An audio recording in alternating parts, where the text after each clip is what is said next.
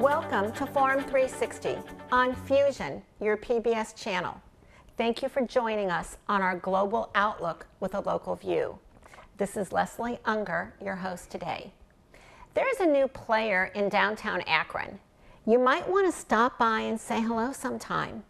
This new neighbor lives at Lock 3 and is the new Akron Children's Museum, an interactive museum for young children offering exhibits on science, technology, health, and culture. With us today is their first executive director, Traci Buckner, who comes to the museum and to us today with an extensive background in leading STEM education. STEM stands for science, technology, engineering, and math. Both STEM and the Children's Museum work to create lifelong learners to provide innovative leadership inspired by creativity. We welcome you, Traci, to tell us all about innovative leadership, fun, and a little bit of learning in there, too, right? Hi, Leslie. Thanks for having me. It's my pleasure. And I can say I have been a good neighbor, so I came to say hello, right? Yes, you did. Before we talk about the museum, let's talk about you and your history. Okay. You are the principal of the first STEM school in Akron. Correct. So no matter how many more there are, there will never be a first again. From an interview that I did with you and a student, Connor, several years ago, your first year, I remember terms like lifelong learner and PBL, problem-based learning. How has your career in education and STEM prepared you for this role as executive director of the Akron Children's Museum? You know, it really seems like just a natural progression for me. Those terms that you mentioned are still the same terms that we're fostering there at the museum. The only difference is in the STEM environment there at the National Inventors Hall of Fame School is it was a formal learning setting. Okay. And at the museum it's informal learning, but children are still able to explore and discover. And well, tell us and tell our audiences, lifelong learner means what? And problem-based learning, which you burned into my memory, means what? Right. Well, lifelong learner means that we never stop learning. And in today's society, with all of the news that we have at our fingertips, it's just always there's an opportunity to learn something new, whether it's through Google or actually through our own research. And PBL, problem-based learning, means that we're just looking at authentic issues, things that affect us day to day, and trying to find creative ways to solve them. For example? For example, we are getting ready to embark upon a capital campaign at the museum, and one challenge that we have is always, you know, you need financial support to be able to do that. So we were trying to ponder creative ways to raise the money and to expand so that we have a larger space for the community of Akron to learn. An idea that some of our supporters had was to actually use the space that we currently have that's just temporary. It's where we intend to do our full expansion. Use it for something exciting, and we're actually building a Ninja Warrior course. I don't know if you've ever seen American Ninja Warrior. I have. Have you seen that? So this is going to be like a kid's... Yes, yes. Oh, how cute. So we're solving the problem of how do we create and generate revenue to be able to open the doors and expand so that we can have more community members. And so this is our creative way of trying to solve that problem. I'm not going to ask you if you're going to finish that course. Because I watch the ones on TV and I'm like, well, I could never do that. Well, there will be some really fun things, and it's a bunch of big kids that are designing the course, and so it's going to be a place that adults will want to engage also with play. What are some similarities, as you kind of touched upon, that your expertise applies to the Children's Museum? You know, we're making sure that we're preparing children for the future. When the STEM school came about, there were a lot of city leaders, the mayor and the superintendent of the schools, the president of our area university, who came together and said, how can we fill the shortage of STEM learners that exist? We know that across the nation, it's very competitive, and particularly at the high school level is where you really start to decide, what do I want to do for the rest of my life? You know, college, or am I career ready? already.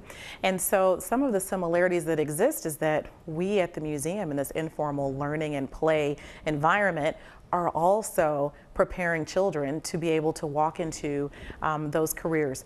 I'll give you an example. We have about 22 interactive exhibits, and one of them is a little doctor's office sponsored by Akron Children's Hospital. Another is a veterinarian clinic.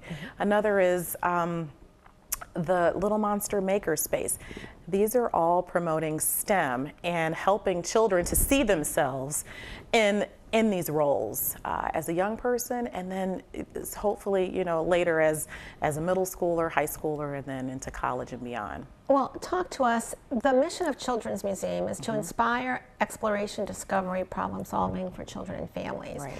Talk to us so that someone that's not in that environment can understand why it's important for play, you know, why it's important to inspire children. Can you talk to me about that? Sure. If you think about some of Akron's history, and we've been known for innovation, you think about Goodyear, and it's opportunities like that. When you talk to associates perhaps at the career level, they say, we ask them, what were you like as a child? They were children who were curious, who were creative, who were thinking of ideas and thinking of things that didn't even exist. And this is where it starts. And so we don't want rote robots, you know, that we're shaping. We want people who can solve problems, who can be creative. Those 21st century skills, you know, critical thinkers. Now, you mentioned Goodyear as one, and of course our history is Akron. Your website and literature talk about partnering with the business community.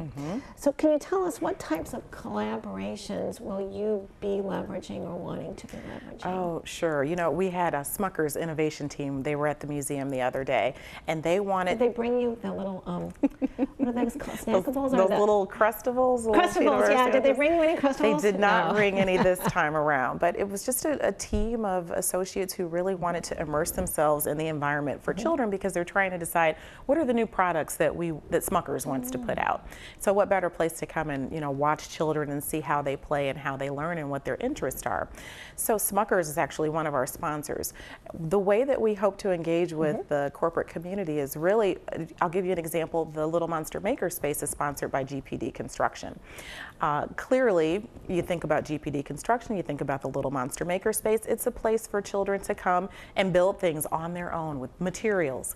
So we really want to engage with the community in a way that allows children to have the experiences at the museum enhanced. We met with the Akron-Canton Airport last week also, and they'd like to be able to support us by having an exhibit that supports aviation, and that's a perfect fit, a natural fit. So now, would there ever in the future be, say, an exhibit at the airport then that promotes the Akron Children's Museum? And that was part of our conversation also. They're going through construction right now, and once that construction is done, that's certainly something that they would like to see, so that the visitors to the airport who are coming from all over will have a chance to play while they're there.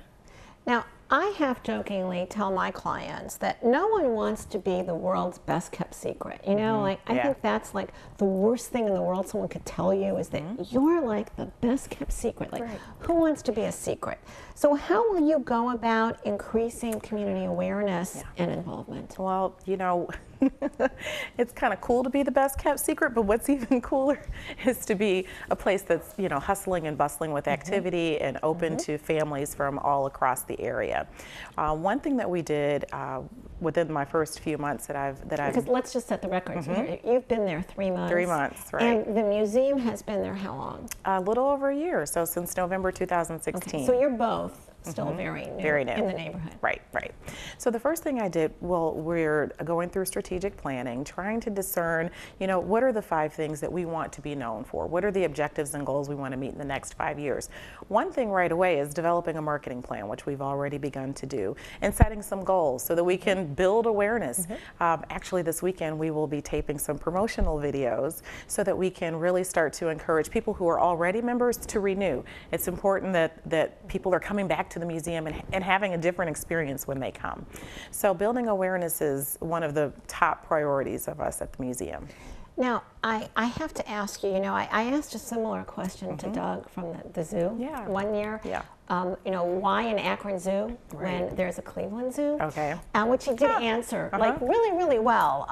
And I can still remember some of his answers. But what differentiates the Children's Museum from the Akron Art Museum? Because I would think as museums go, that's the first thing that comes to most people's you know, mind when they think of museum. Right. Well, as a mom of 2 boys, Jackson's 14 and Justice is 10, but when they were, you know, smaller, I'd pack them up in the car, I'd take them 45 minutes away. For a new mom, you've got to time it just right, you know, between nap time, when they have to eat, when they've got to hit the restroom.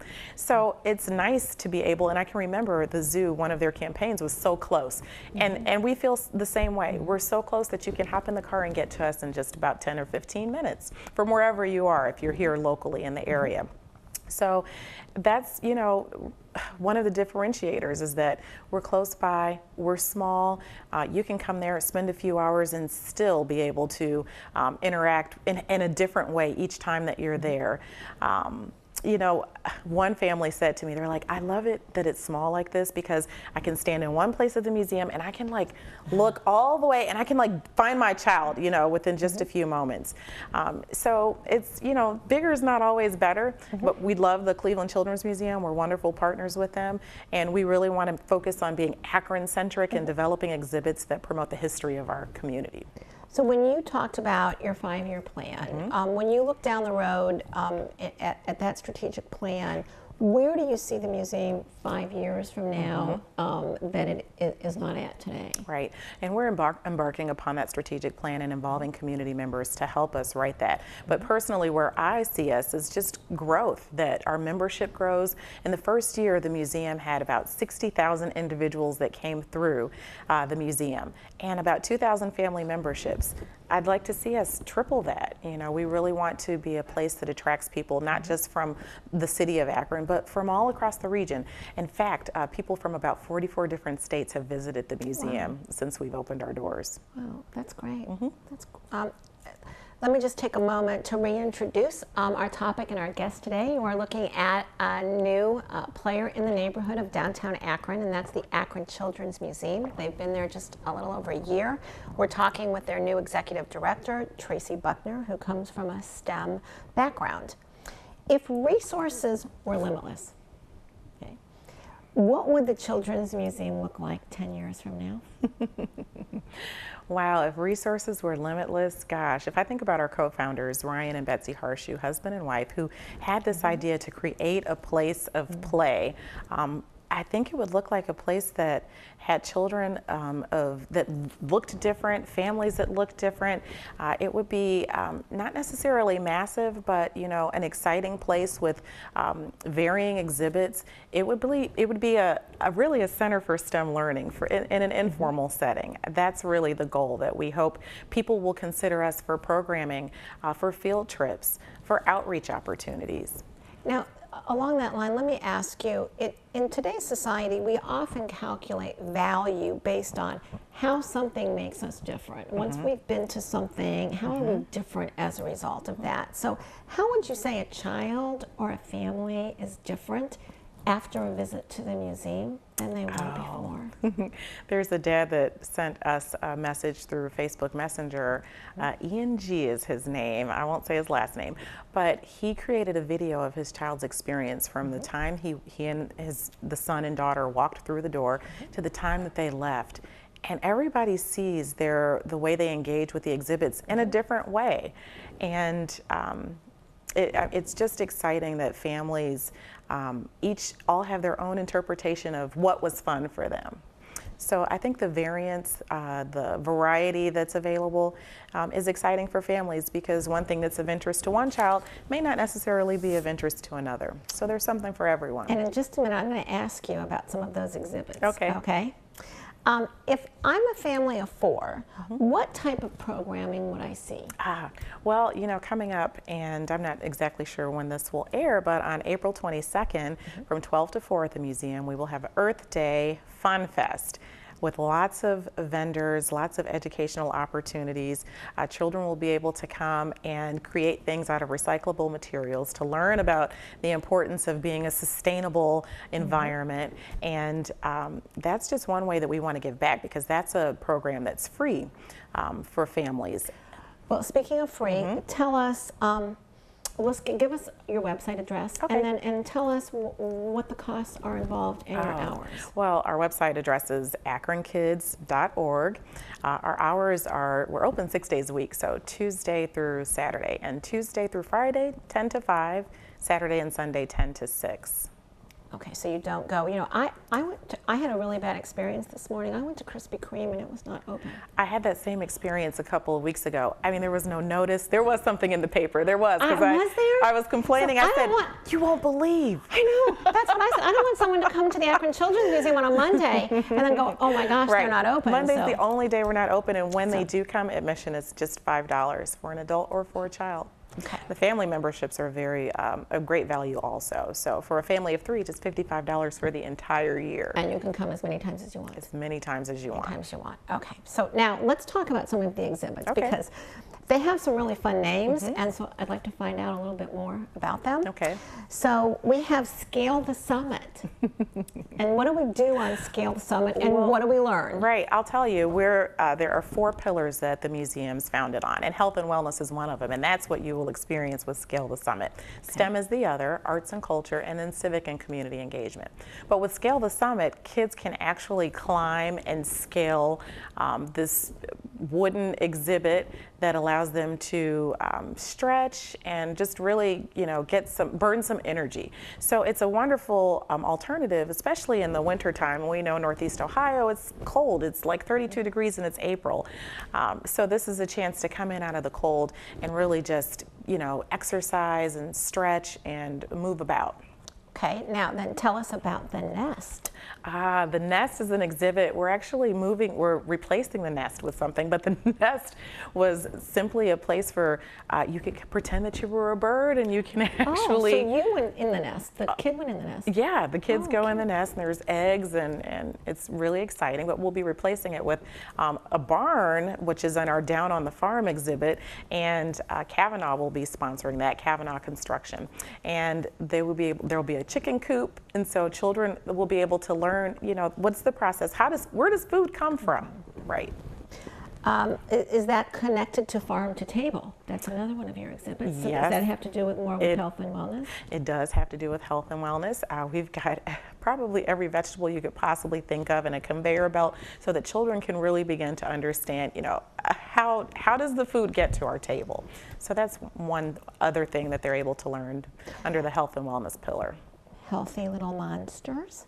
And our healthy little monsters. I assume it's not all Lady Gaga's monsters, right?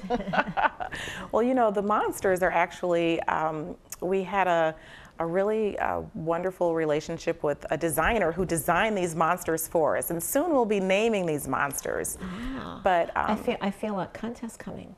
Yeah, we may consider a contest to name those monsters, and we've got the little monster shop where people can actually come and purchase items like the mag formers, and Melissa and Doug has a really nice line that is developmentally appropriate for the age of children who visit the museum. Curtain Call Theater, I assume, is for the more arts and theatrical? culture. Yes. Right, and we have a wonderful partnership with Wondering Aesthetics, Kyle Josa in the community, and he's actually going to have a couple of shows coming up there this week. But this is a place that I taped a couple of girls. They actually had scripts and they were acting out their own play at our Curtain Call Theater. And who knows if They could be getting an Oscar someday. they could. Or an Emmy, or something. I'll let you pick one. Excavation Station, Wind and Air, Discovery Ramps, Baby Zone Jumbo Box. Pick one and tell us Oh, wow, about it. gosh. Okay, well, it's definitely between the excavation station and the jumbo blocks. I'll go with the jumbo blocks. Okay. They're large, giant-sized Legos. And the things that the kids create, they always amaze me. There was a few children who created a fort with a door, and they can go in and out. These are just giant blocks that allow them to create structures.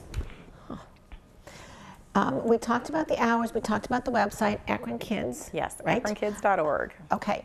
I want to go in a little bit different direction. You represent a young, female, diverse leadership in the community. What would you want to tell a 10 or 15 or 20-year-old about their upcoming professional journey? You know, because I live with a 10 and almost 15-year-old, what I always tell them is that you can be many things. You can have many talents. We're not just one-dimensional, people. We can have interest. We can explore those. I always tell them, like we always tell our kids, do something that makes you happy. But we also want them to do something that's going to be able to support themselves and families if they, end up having families down the line. So really just that you don't have to do and be one thing. You can have hobbies and interests, and if you're lucky, those hobbies and interests will be something that you get to wake up and do every single day. Now, your career has taken some twists and turns from education. You're probably one of the very few people in education that actually leave education in any other way than retirement. But what would you say is one thread that, from your degree at Ohio State? Yes. Right? From your degree at Ohio State, then getting into education and then nonprofit and now the Akron Children's Museum. What is one thread that may not look to us like it's similar, but what do you see as one thread that has kind of woven through your different career paths? I think the ability to be able to communicate effectively in no matter what setting that you're in, and to be able to understand people. And those are qualities that have served me well throughout all of the different experiences that I've had in my career. Now I'm going to go to the lightning round, and I'm going to ask you for brief answers, when possible. All right. Skyway or Swenson's? Swenson's. Because? Oh, they've got those potato teasers that I learned about recently, and they've got that California drink. My favorite. Yummy, yeah. Yes. And I like their fish sandwich. Okay. If you were a betting person, would you say LeBron goes this summer or stays? No, he's staying. He's staying? Yeah. Okay. Yep. One thing that would surprise people about Northeast Ohio, some of those people that come in through the Akron Canton Airport maybe have not been here before, one thing that would surprise them about Northeast Ohio? I'd say our parks, the Cuyahoga Valley National Park. The best part about having two boys? The best part about having two boys is that they're always game to try something new. Okay. I thought for a second you were going to say they always ganged against you, as being the only female. Any female dog, cat, hamster, nothing? Just me. Just you. Okay. Best advice your mother ever gave you? Make new friends, but keep the old. Some are silver and the other gold. I like that. And this one stumped me. Somebody actually asked me this a few weeks ago, and they totally stumped me. What did you have for dinner last night? I had sauteed spinach and some roasted potatoes and some chicken with like a sort of a gravy on top. And my son Justice said that the only thing missing were biscuits. Did have a little applesauce with that too. Well, under the health and wellness of the museum, that sounds pretty good. I have one last question that I wonder if you could help me with. I was recently in a pottery barn for kids, and I was amazed at the toys they had there to keep the kids busy. Right. And they actually were playing with them. Yeah. I was surprised. I was surprised to see two little boys playing with tea set and playing. With Toys R Us stores closing, do you think there's a place for the Akron Children's Museum to fill a gap of that experiential that is really not just for kids in today's world? Right, Adults right. like experiential education too, but is there a gap there that the Akron Children's Museum can fill? You know, I was just having this conversation with my staff. I have an awesome staff. They are, they said, we want to be like Disney, we want to be, an exciting place that draws people, and they are. They are wonderful. And one of the conversations we were having was, what if we could have, in our little monster shop, toys that were Akron-centric, and that we might actually be the go-to place for people who are looking for a birthday gift or, a gift for a party that they have to attend. So I think that that's one gap that we're going to aim to fill. And we've been talking with certain vendors, and I'm always excited to learn about the new toys that are Akron-made that we could actually have there at the museum. So we're definitely interested in those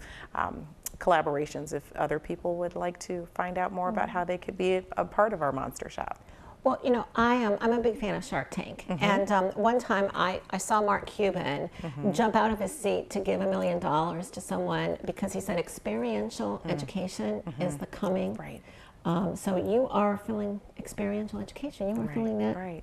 You know, so oftentimes when children go to museums, they can look, but they cannot touch. We want them to touch and play and interact and figure out, you know, what things feel like, what things smell like, and where what vegetables come from. Right. And they what don't can come I create? From the grocery store. That's right. That's right. Today we added to our vocabulary and to our mindset with words and concepts like lifelong learner and problem-based learning. We learned today to think about play a little differently than we've traditionally thought of that thing that used to just take place at recess. We learned the value of play and that play needs to start early and last a lifetime. Play inspires exploration, discovery, and problem solving. Akron Children's Museum, located at Lock 3, is ready for your child to scale the summit, visit the nest, and see Excavation Station on their first visit or on a regular basis. We congratulate Traci Buckner, the first executive director, our guest today. Thank you for joining us on our global outlook with a local view.